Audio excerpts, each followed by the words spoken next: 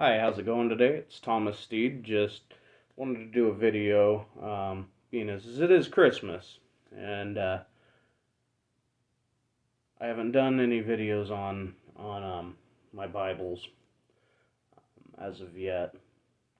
So I might go into depth on each of these in their own videos, but this one in particular, I'm just gonna kind of show you the general ones that I've got, and then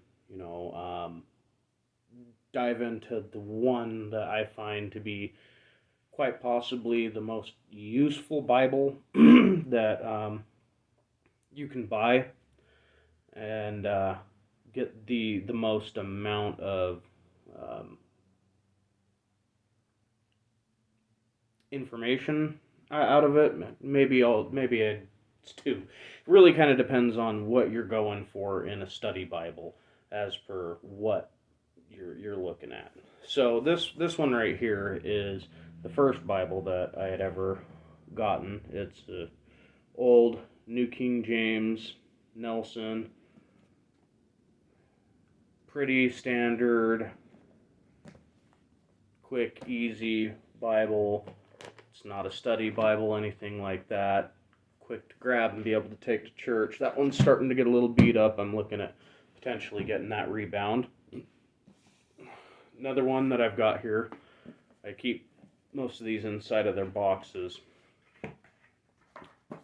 except for when I pull them out and actually use them. This is a hard leather bound, but it's the 1611 edition. So this actually has the Apocrypha in it, and I mean, you can see maybe some of the texts inside of there where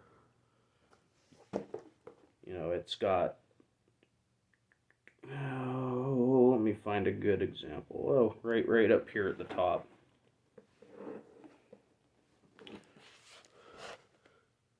Still a lot of more Old English in there, so you'll find even between pages, two words might not be written the exact same, so you kind of have to read a little more phonetically. Then we have you can tell the New King James is obviously my favorite version. This one is the Holman Study Bible. I love this study Bible. This is the second of my study Bibles that I had purchased. Now this one, obviously I prefer indexed Bibles. This is a very beautiful, full-colored Bible. It's got historical records, it's got pictures, maps, all kinds of stuff, and the commentary along in it gives you a lot of cultural references, kind of gives you a little bit more of a dive into the setting of what it is that you're reading. In this Bible, kind of keeps things in context. It keeps you a little bit more in context with this Bible.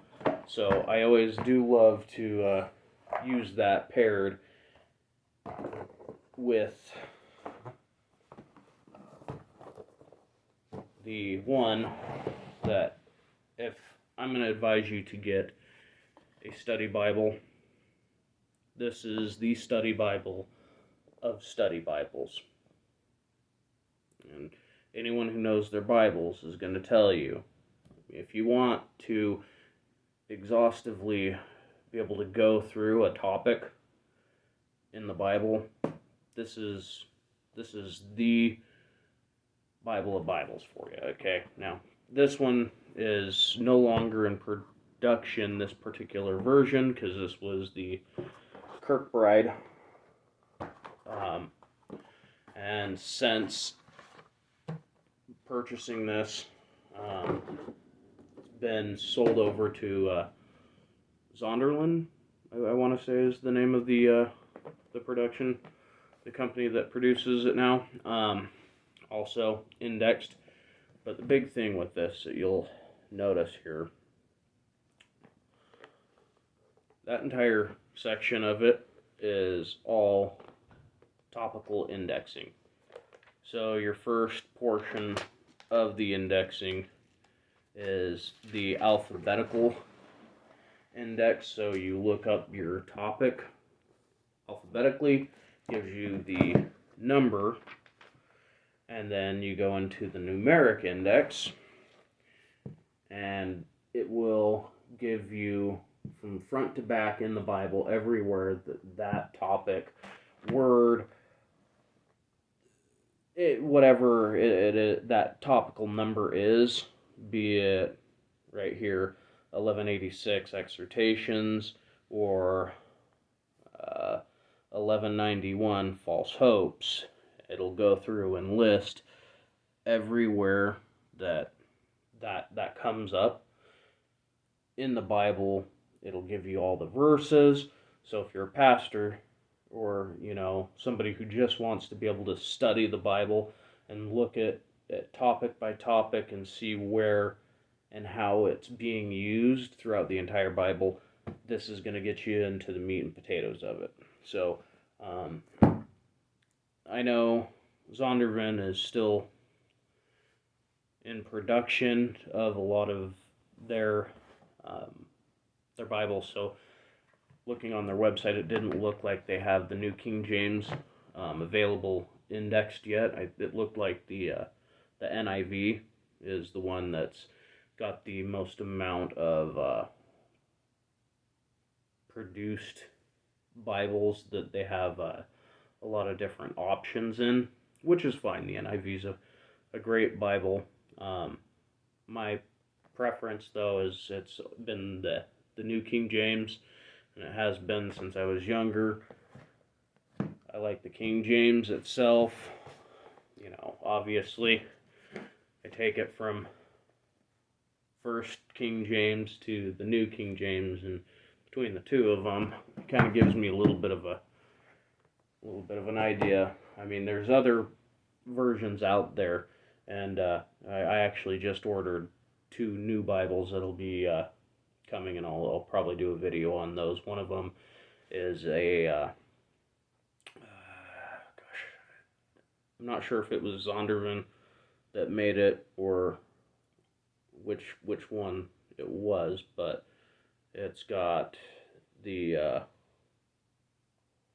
King James. There's 4 different versions in one Bible, and you can look at it. Every page it'll show you each of those different translations, the way that it translates that chapter or verse or whatever, so you can look at the differences side by side. But like I said, when it comes down to it, the Thompson chain reference is your golden standard. Now, you don't need indexes. It just makes it easier to flip around book to book. Then a couple of other resources. These are actually newer to me. This one's brand new. I just barely got it. The Unger's Bible Dictionary. This is supposed to be a fantastic biblical dictionary, which goes, obviously alphabetically with all of your different themes, topics, animal kingdoms, Babylon, Old Babylon period, and it's got pictures, it's got reference material. This is going to be a fantastic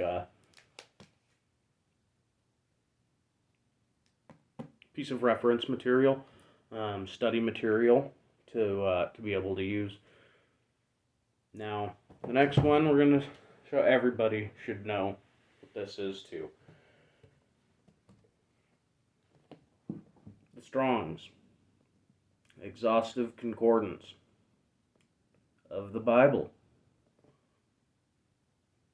Now, this one Yeah, this is the large print. Every word of the Bible. So, your Strong's Concordance goes through, has all these numbers that go through, and it runs through just like a dictionary would, and it lists everywhere that the word is used throughout the Bible. So, quite similar to how with the chain reference is, the concordance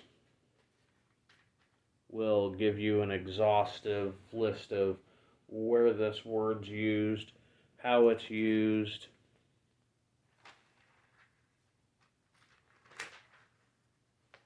and it is it's another piece of the pie that's been around for a long time. You know, if it ain't broke, don't fix it. I mean, it works. It's another piece of very, very solid biblical study literature. I also plan on picking up the Vines as well. The other Bible that I'll be getting coming is another one from Thomas Nelson, same company that produced my first Bible. That one's actually a chronological study Bible, so it goes through the events chronologically and kind of does similar to how the Holman Bible does with the context, the historical reference, setting, what was going on. Sometimes there's idioms that when you read it, say, that doesn't really make sense. Well, because it's a figure of speech or something like that you find in the Bible, and, you know, getting led on to what they were actually trying to say, you without some of that context type stuff, you might not know. It's interesting. It's good knowledge to have. Anyways, I'm getting a little bit long-winded on this. I hope you enjoyed looking at my little collection of biblical study material and study Bibles that I have. I'll do an update on some of the other ones. Let's see. There's other information that you might want is lexicons, the Vines.